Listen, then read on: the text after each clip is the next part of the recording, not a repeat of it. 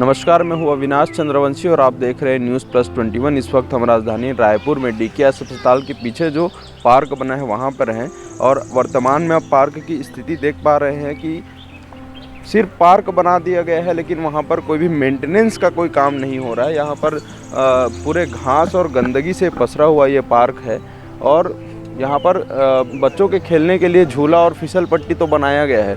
आइए हम आपको कुछ तस्वीर दिखाते हैं, वीडियो में दिखाते हैं कि किस तरह से यहाँ का मैनेजमेंट है और कैसे इसको जो नगर निगम है मेंटेनेंस नहीं कर पा रहा है, ये ऐसे ही पड़ा हुआ है।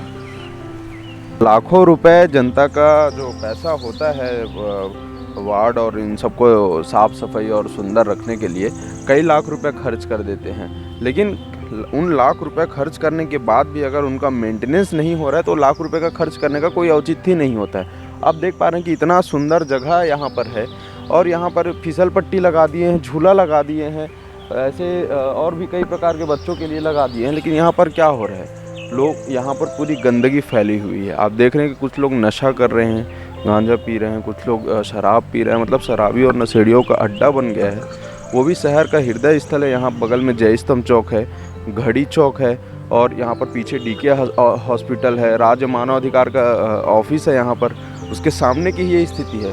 लेकिन इस पर नगर निगम प्रशासन और जो आला अफसर होते हैं वो कोई भी ध्यान नहीं दे रहे हैं। ऐसे ही तमाम बड़ी जानकारी के लिए देखते रहे कैमरा पर्सन प्रवीण कुमार साहू के साथ अविनाश चंद्रवंशी, न्यूज़ प्लस 21, आपके हक की बात।